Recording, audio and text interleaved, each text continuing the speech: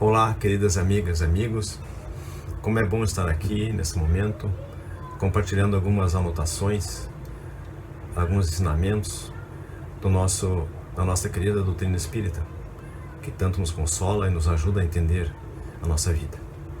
Como é bom recordar os bons momentos vividos lá na casa de Chico Xavier, em Passo Fundo, onde ainda dava meus primeiros passos, engateando ainda, buscando os conhecimentos sobre Jesus, sobre a espiritualidade. Como era bom os encontros das segundas, das terças, as doutrinárias da sexta-feira. Quanto eu aprendi lá. Como é bom esses momentos que ficam gravados para sempre na nossa vida e nos ajudam na nossa elevação espiritual. E hoje estamos aqui compartilhando algumas anotações. E antes disso, vamos orar. Amado Jesus, nosso Mestre, nossa luz, a mostrar o caminho certo a seguirmos, amparai-nos neste momento de reflexão e ensinamentos, que a mensagem aqui proposta possa ser bem estendida e bem entendida por todos aqueles que se propõem, e que possamos, com a ajuda dos bons espíritos, colocar em prática na nossa vida, na busca da nossa elevação espiritual, verdadeira riqueza que levamos essa vida. Então, Jesus, abençoa esse momento, pedimos a todos. Então, hoje vamos falar sobre a lei da adoração. A lei da adoração está presente na parte terceira do capítulo 2 do Livro dos Espíritos. E para nos situarmos no assunto, dentre as leis morais, o Livro dos Espíritos, nós temos a lei de adoração, lei do trabalho, lei de reprodução, lei de conservação, lei de destruição, lei de sociedade, lei de igualdade, lei de liberdade e lei de justiça, amor e caridade. E como o assunto é extenso, então vamos passar já para a questão 649 do Livro dos Espíritos, que assim nos diz: em que consiste a adoração? É a elevação do pensamento a Deus. Pela adoração, a alma se aproxima dele. Bem, se é a elevação do pensamento, em primeiro lugar nós devemos atentar que tipo de pensamento nós estamos elevando a Deus. São pensamentos de queixas, reclamações, pedidos, ou de vez em quando a gente lembra de agradecer a Deus tudo que temos. Também, no primeiro momento, podemos pensar que adorar a Deus seria ficar exclusivamente uma atitude de meditação, de concentração, uma clausura unicamente para ficar adorando a Deus. Mas não é só isso. Há inúmeras formas de adorar a Deus, que vai variar conforme o estágio evolutivo que cada um de nós se encontra. Jesus, por exemplo, adorava o Criador 24 horas por dia, fazendo a sua vontade, agia sempre em favor da harmonia universal. Jesus vivia em adoração. Os homens elevados adoram a Deus pelas suas vidas contínuas do bem comum. Então, se realmente queremos adorar a Deus, não podemos esquecer da caridade. Desde quando levantamos, que possamos exercê-la em todos que passam por nós, todos que nos cercam. E oportunidades não nos faltam, não é? E não deixamos de orar a Deus, pedindo força para não perdermos a paciência diante de tantos problemas que enfrentamos. Que possamos compreender que as oportunidades, todas elas, boas ou ruins, vêm a nós para nos purificar, ajudar na nossa elevação. A adoração é movimento no bem. Então, para adorarmos a Deus verdadeiramente, não podemos ter ódio no coração. Podemos adorar a Deus observando os mandamentos. A lei da adoração, por exemplo, pode ser comparada com o primeiro mandamento: amar a Deus sobre todas as coisas e ao próximo como a si mesmo. Tudo é válido como adoração, mas desde que nossos atos sejam movidos por amor, dentro daquela pureza que Jesus nos pediu no Sermão da Montanha, quando disse: bem-aventurados os limpos de coração, porque eles verão a Deus. E existe algum tipo de adoração que seria mais eficaz, digamos assim? Adoração exterior ou interior? Sobre isso nos diz a questão 653 e 654 do Livro dos Espíritos. A 653 diz assim: precisa de manifestações exteriores na adoração?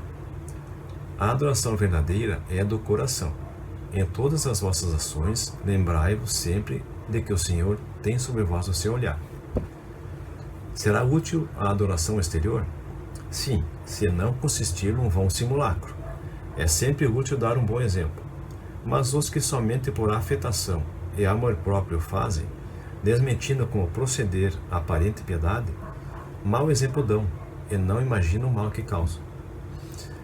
Alguns de nós ainda temos a necessidade de adoração exterior, devido aos limitados conhecimentos sobre as leis divinas. Ainda necessitamos mostrar aos outros que estamos adorando a Deus. Mas não devemos criticar essa ou aquela forma de adoração. Sejamos indulgentes, que cada um faça de acordo com sua elevação espiritual, né? A verdadeira adoração, então, nasce do coração, envolvendo todos os sentimentos.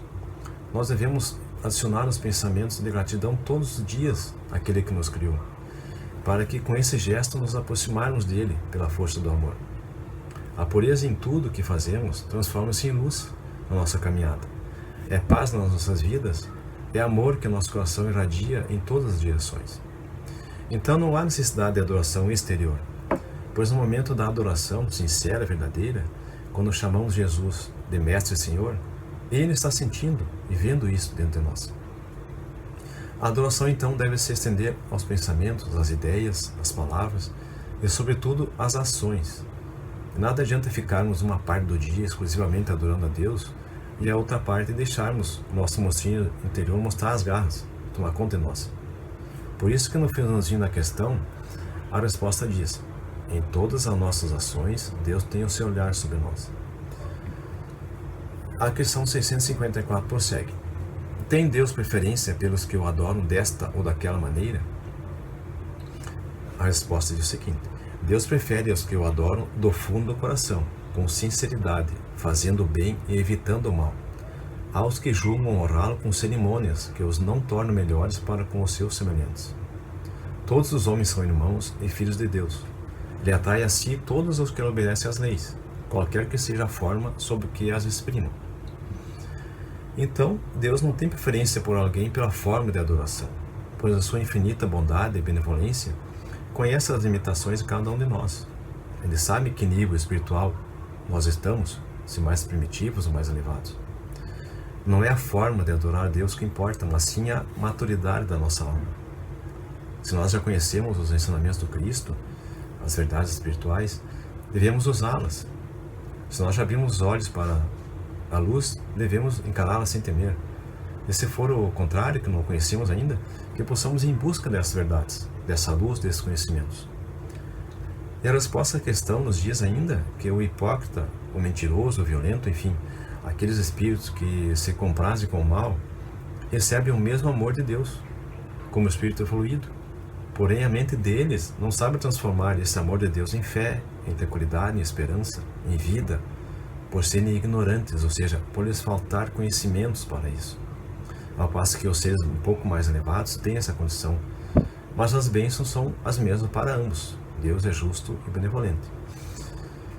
Diz ainda a questão 656.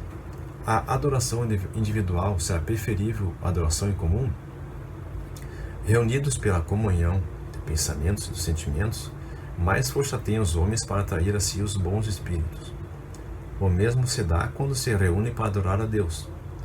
Não creiais, todavia, que menos valiosa seja a adoração particular, pois que cada um pode adorar Deus pensando nele. A questão então é complementada pelo capítulo 27 do Evangelho segundo o Espiritismo, que diz assim: a prece em comum tem uma ação mais poderosa quando todos aqueles que oram se associam de coração a um mesmo pensamento e têm o mesmo objetivo. Porque é como se gritassem em conjunto e em uníssono, mas o que importa é estarem reunidos em grande número se cada um age isoladamente por sua própria conta. 100 pessoas reunidas podem orar como egoístas, enquanto que 2 ou 3, unidas em comum aspiração, orarão como verdadeiros irmãos em Deus, e sua prece terá mais força que a das outras 100. Então, a resposta à questão, complementada pelo Livro dos Espíritos, deixa claro que é necessário os homens estarem reunidos numa comunhão de pensamentos e de sentimentos. Ou seja, não adianta estarem 50 reunidos em adoração, mas cada um com pensamentos e sentimentos totalmente diferentes. A adoração pode ser individual ou coletiva, e o valor dela não está na quantidade, e sim na sinceridade, na pureza de propósitos. E alguns de nós ainda necessitamos de uma liderança para adorar a Deus, como se fosse um rebanho. Mas à medida que vamos nos libertando, nos instruindo sobre as leis divinas, passamos por nós mesmos a adorar a Deus sozinhos, como falamos, através dos nossos pensamentos, atitudes diárias, nas pequenas coisas também, quando então os bons espíritos vêm em nosso auxílio. E nesse caso, quando se reúnem, é por sintonia, por simpatia. Como nós aqui, toda sexta-feira, gostávamos do espaço físico da Casa Chico Xavier, onde podíamos nos encontrar antes da pandemia, e lá sintonizávamos com as pessoas que lá frequentavam, confraternizávamos. E agora, no uso da tecnologia, conseguimos manter essa sintonia, mesmo estando longe, nos sentindo bem pelo contato virtual com os amigos. E aqui viemos alimentar nosso espírito, também em atitude de adoração a Deus, pois estamos interessados em progredirmos, em melhorarmos e ajudar na construção de um mundo melhor, pois nós sabemos que cada um de nós tem o seu papel nessa obra. Então, como uma forma de adoração, nós falamos da prece. E quando lidamos com a prece, nós estamos mobilizando uma força viva no universo cuja dimensão ainda não conseguimos entender e avaliar. Nos esclarece o Evangelho segundo o Espiritismo que a prece é uma invocação. Por ela, um ser se coloca em comunicação mental com outro ser a qual se dirige. Ela pode ter por objeto um pedido, um agradecimento ou uma glorificação. Podemos orar por nós mesmos ou pelos outros, pelos vivos ou pelos mortos. As preces nós podemos dirigir diretamente a Deus, ou quem tem suas devoções e santos, por exemplo, tem costume de dirigir suas preces a eles, que servem como intermediários, intercessores. Mas nada se pode fazer sem a vontade de Deus. Para que possamos entender o modo de transmissão do pensamento, é preciso mentalizar todos os seres, encarnados e desencarnados, mergulhados no fluido universal que ocupa o espaço. Esse fluido recebe o impulso da vontade, que é o veículo do pensamento. E as vibrações do fluido universal se estendem ao infinito. Então, quando o pensamento é dirigido a um ser qualquer, de encarnados a desencarnados, ou vice-versa, é estabelecida uma corrente fluídica de um para o outro, transmitindo o pensamento, como o ar transmite o som. Sobre a prece, prossegue esclarecendo então o Livro dos Espíritos, na questão 658. Agrada a Deus a prece? A prece é sempre agradável a Deus quando ditada pelo coração, pois para ele a intenção é tudo. Assim, preferível lhe é a prece do íntimo à prece lida, por mais bela que seja, se for lida mais com os lábios do que com o coração. Agrada-lhe a prece quando dita com fé, com fervor e sinceridade. Mas não creiais que o toque é do homem fútil, orgulhoso e egoísta, a menos que signifique, de sua parte, um ato de sincero arrependimento e verdadeira humildade.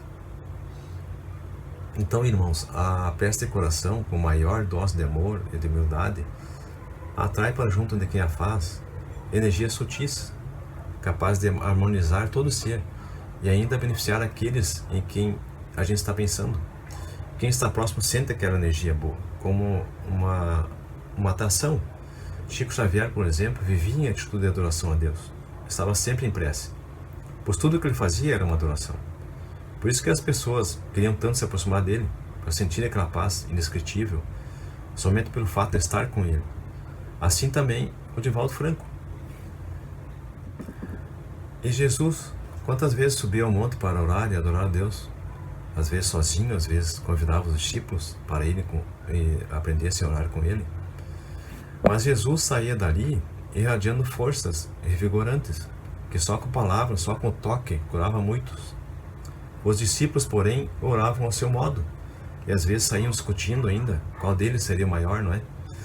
Então, por que isso? Porque depende do grau de evolução espiritual que cada um já atingiu na vida. Mas, independentemente dessa evolução, de Jesus ou dos discípulos, no exemplo aqui, Deus, como pura justiça e amor, derrama sobre os discípulos e sobre Jesus o mesmo amor.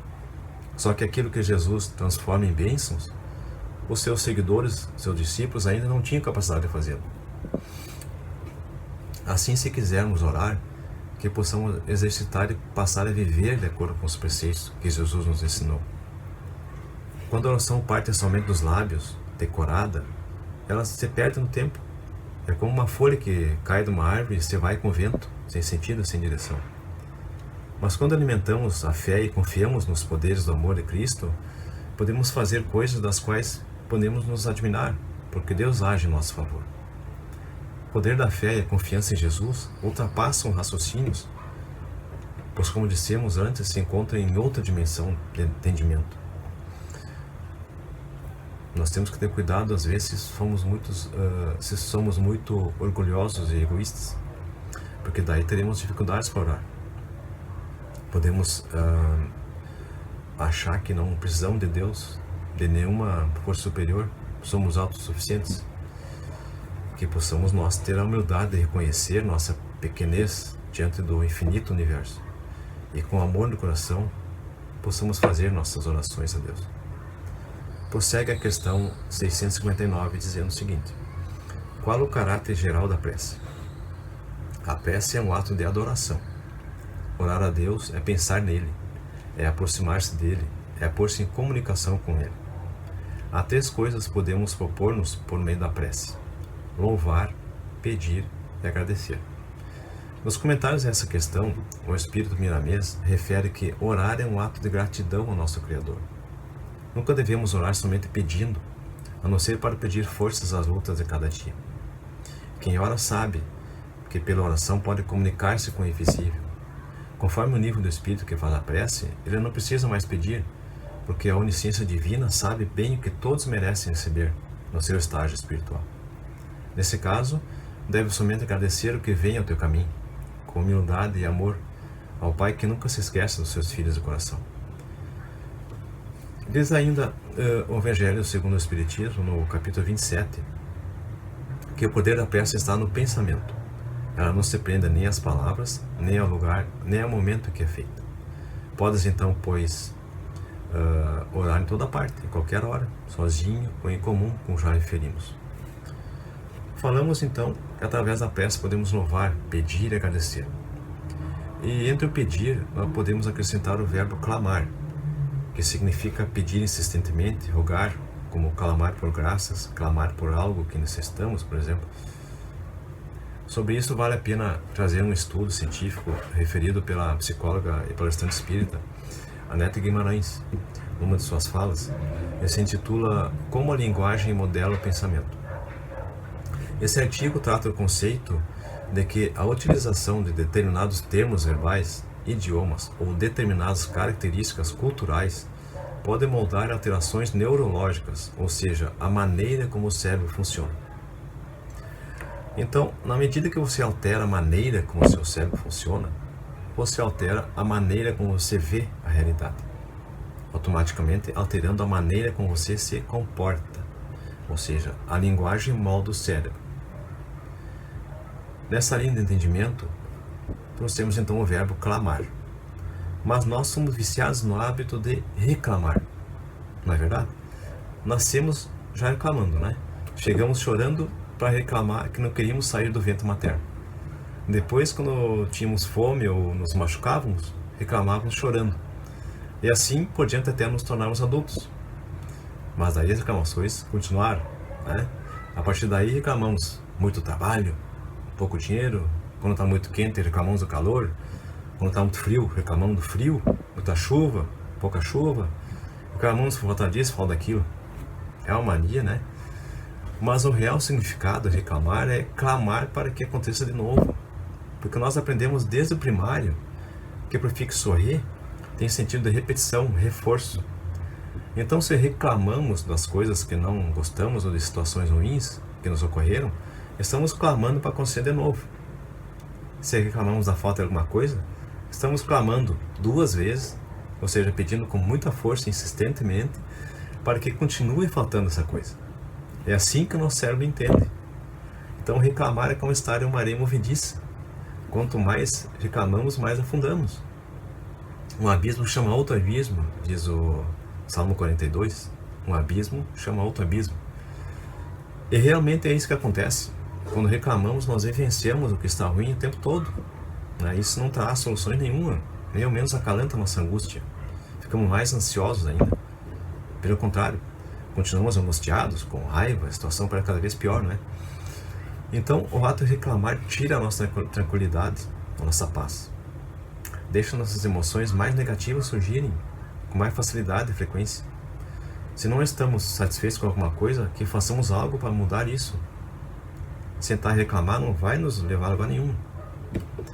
E estar ao lado daquelas pessoas que só reclamam o tempo todo. Como é chato, né? Dá vontade de sair correndo. O resmungão prejudica o outro com suas reclamações. E se esse outro for um pouco equilibrado e quiser se manter assim, ele vai se afastar do reclamão, né? Com certeza, ou seja, reclamar também vai afastar as pessoas, provocando pensamentos de que não tem ajuda, de que não é amado pelas pessoas, pensamento de solidão. Fica pior do que já estava. O psiquiatra Roberto Chinachique diz que o sábio agradece sempre, o pobre de espírito só reclama. Reclamar é muito simples, é fácil, né? A diferença está em quem consegue agir. Sei que nós temos o impulso de reclamar logo que algo ruim nos acontece. Nós gostamos, né? É a mania. Mas que tal nós praticarmos a gratidão? Vamos nos esforçar para eliminar de nossa vida o hábito de só reclamar. É a gratidão que terá o poder de transformar nossa vida. Mas aí você vai dizer, como é que eu posso agradecer por algo de ruim que me aconteceu? Pensando da seguinte forma, se eu reclamar as coisas, não vão melhorar. Ficarei preso no ruim e nada vai mudar, além de ficar muito mal emocionalmente. Mas se eu agradecer pelo que aconteceu de ruim, no sentido de buscar um aprendizado, vou acalmar meus pensamentos. Vou confortar minha dor dizendo, calma, da próxima vez vai ser diferente. Por isso é primordial que agradeçamos por aquilo que temos, pois o cérebro começa a entender que gostamos daquilo que temos. E a vida nos dá mais do mesmo. Na Bíblia temos mais de 300 passagens que diz que a tudo devemos dar graças. Agradecei pelo que existe em volta de vocês. Há quanto tempo Deus nos mostrou um caminho e nós ainda não entendemos? Mas tem gente que podia dizer assim, mas eu sou grato, cada vez que alguém me faz alguma coisa eu agradeço. Tudo bem, isso não é gratidão, isso é educação. Ou então, eu sou grato, eu vou na igreja ou no culto que eu participo e agradeço sempre. Isso também não é gratidão, isso é oração. São coisas essenciais, claro, mas ainda não é gratidão. O que é gratidão, então? Gratidão vai além. Gratidão é mudança de olhar. No lugar de você olhar para os problemas, comece a olhar para as bênçãos. No lugar de olhar para os obstáculos, olhe para as oportunidades. No lugar de olhar para o que não está dando certo na tua vida, comece a olhar para o que já deu certo e para o que continua dando certo. Precisamos mudar o olhar para mudar os resultados. Aqui nós podemos lembrar daquela passagem que narra Jesus às margens do mar de Tiberíades, e alguns discípulos tinham saído pescar à noite, né? Mas nada pescaram. Chegando às margens do mar, Jesus lhes pede se tinha alguma coisa para comer. Ao que responderam que não haviam pescado nada. Jesus então lhes disse para jogar a rede à direita do barco. Fizeram isso e pegaram tantos peixes que quase não conseguiram puxar a rede de volta. O que é isso? Mudança de olhar. Veja o outro lado das coisas. Pelo menos vira o corpo e tenta jogar a rede para o outro lado, né, cara? Ao praticarmos a gratidão, nosso cérebro estamos estimulando áreas que produzem determinadas substâncias que geram prazer, amor, alegria, afeto, compaixão, e tudo vai se alinhando. Sobre essa questão, comenta o Espírito Miramês, dizendo, sejamos gratos quando nos alimentarmos, seja de fluidos ou de alimentos materiais. Agradeçamos pelo ar que recebemos quando respiramos. Façamos o mesmo quando nos vestimos. O sol e as estrelas que brilham no espaço são uma caridade de Deus para nós. Sejamos alegres e gratos por todas essas bênçãos. Ao te deitares e ao te levantares, não te esqueças da oração, que pode manifestar-se pela gratidão do dia que passou ou da noite que se aproxima, ou vice-versa. Experimente esse exercício que ora falamos e sentirás um bem-estar indizível no coração, porque o céu e Deus se encontram igualmente dentro de ti. Descobre essa verdade e passarás a ser feliz com teus próprios recursos. É a presença de Deus nos teus mínimos trabalhos. É por essas manifestações que receberás a parte melhor, não porque Deus te quer mais que os outros, mas porque tu aprendeste a buscá-lo no suprimento maior. Quem desperta vive melhor, e quem vive melhor já aprendeu as leis da natureza e a elas é obediente. E segue o livro dos Espíritos, dizendo na questão 660. A prece torna o homem melhor? Sim, porquanto aquele que ora com fervor e confiança se faz mais forte contra as tentações do mal, e a Deus lhes envia bons espíritos para assisti-lo. Este é um socorro que jamais se lhe recusa, quando pedido com sinceridade. Como é que certas pessoas que oram muito são, não obstante de mau caráter, ciosas, invejosas, impertinentes, carentes de benevolência e de indulgência, e até algumas vezes viciosas? Olha a resposta. O essencial não é orar muito, mas orar bem. Essas pessoas supõem que todo o mérito está na longura da prece e fecham os olhos para os seus próprios defeitos. Fazem da prece uma ocupação, um emprego de tempo, nunca, porém, um estudo de si mesmas. A ineficácia em tais casos não é do remédio, sim da maneira para que eu aplico. Então, vimos que a prece torna o homem melhor, desde que compreenda os verdadeiros efeitos da prece, da oração, fazendo com o coração, como já referimos. As preces decoradas, onde somente a boca fala, sem que o coração participe, são vazias e não passam daquelas folhas secas que falamos antes. Prossegue a questão 662. Pode ser com utilidade orar por outrem? O espírito de quem ora atua pela sua vontade de praticar o bem. Atrai a si, mediante a prece, os bons espíritos. Estes se associam ao bem que deseja fazer. Allan Kardec complementa essa resposta dizendo: o pensamento e a vontade representam em nós um poder de ação que alcança muito além dos limites da nossa esfera corporal. A prece que façamos por outrem é um ato dessa vontade. Se for ardente e sincera, poderá chamar em auxílio daquele por quem oramos os bons espíritos, que lhe virão sugerir bons pensamentos e dar a força de quem necessitem seu corpo e sua alma. Mas ainda aqui, a prece do coração é tudo, a dos lábios nada vale.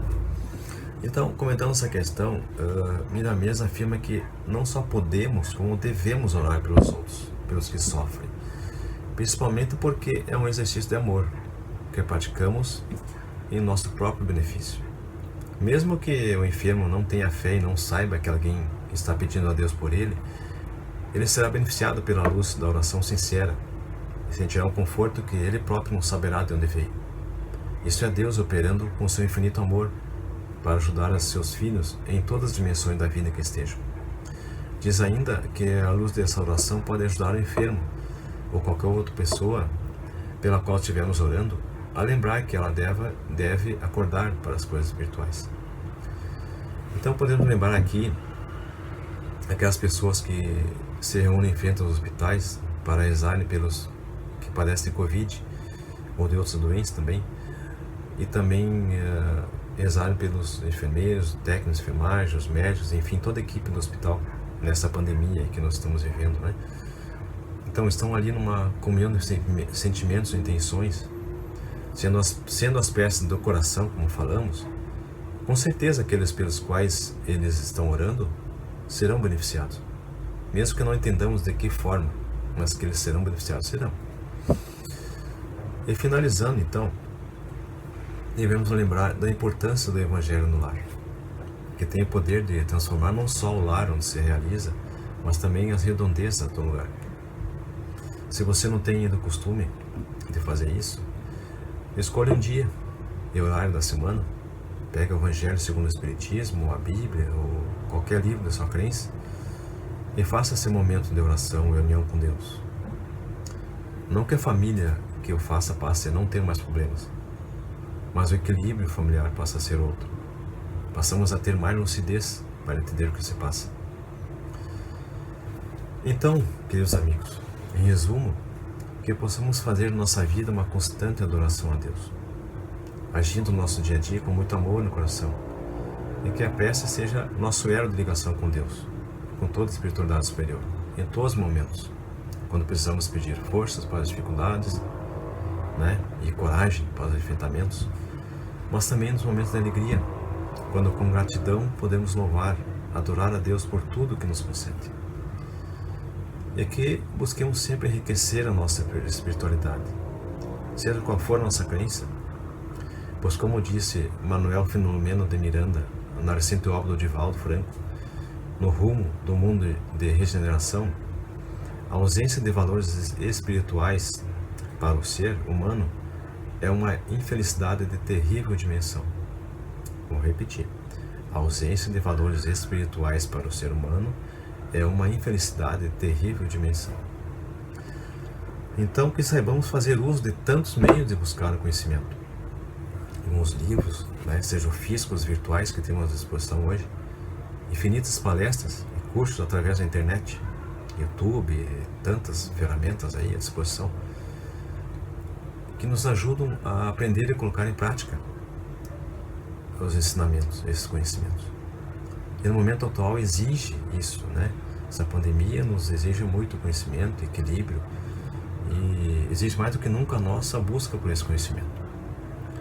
O Espírito de Verdade já nos disse: instruí-vos. E Jesus há muito tempo nos alertou: orai e vigiai. Então, meus queridos, era isso que tínhamos para hoje. Eu espero que a mensagem singela tenha sido entendida para que possamos todos nós colocar em prática. E para agradecer o momento, vamos orar.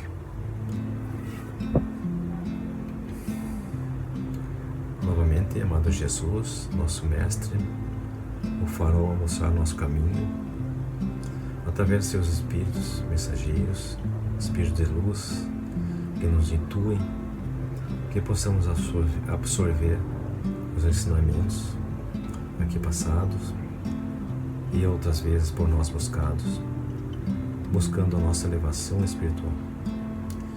Possamos contar com a Tua luz, amado Jesus, sabidos de que nunca nos deixa só, sempre está conosco em todos os momentos, pois és o farol a iluminar o caminho daqueles que necessitam. Que possamos entender que as dificuldades da vida são para o nosso aprendizado. Para isso, possamos saber tirar proveito do aprendizado e colocar esses ensinamentos em prática. Que Jesus, juntamente com sua mãe, Maria, nossa mãezinha de todos nós, nos ilumine, abençoe a cada um em seus lares, levando muita paz, muito amor, muita tranquilidade, muita saúde, sobretudo, lembrando a todos os que mais necessitam de saúde, aos que necessitam de equilíbrio, de coragem, de força, de fé, de esperança. Jesus é a esperança, é a verdade, é a vida. Agradecemos por todos os momentos da nossa vida, agradecemos a saúde, a paz, o amor. Enfim, Jesus, muito obrigado por tudo. Assim seja. Boa noite para todos.